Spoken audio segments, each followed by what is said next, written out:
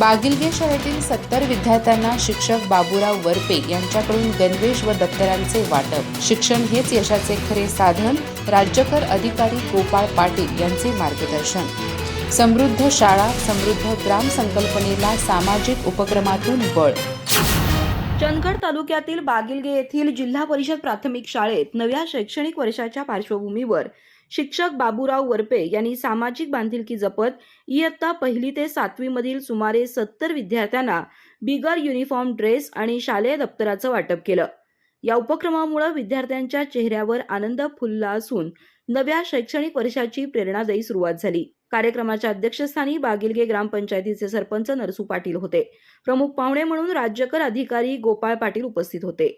यावेळी ग्रामस्थ, पालक आणि शिक्षणप्रेमी नागरिक मोठ्या संख्येने उपस्थित होते। मार्गदर्शन करताना गोपाळ पाटील यांनी शिक्षणाचं महत्त्व अधोरेखित केलं। विद्यार्थ्यांनी बालपणापासूनच आपलं ध्येय निश्चित करून त्यासाठी सातत्याने परिश्रम घ्यावेत असं आवाहन त्यांनी केलं।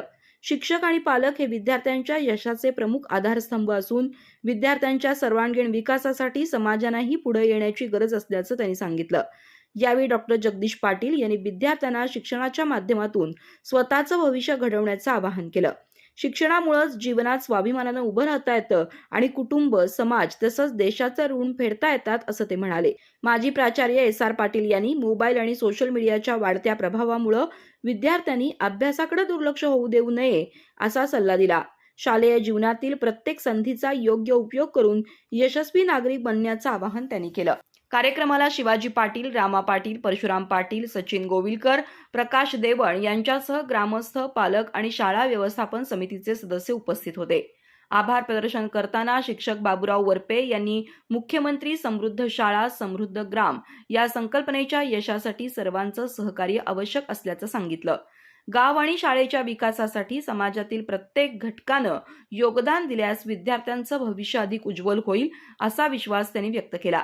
शिक्षकाच्या सामाजिक जाणीवेतून राबवण्यात आलेल्या या उपक्रमाचं ग्रामस्थांनी कौतुक केलं। विद्यार्थ्यांना शैक्षणिक साहित्याची मदत देतानाच शिक्षणाविषयी सकारात्मक संदेश देणारा हा उपक्रम प्रेरणादायी ठरला।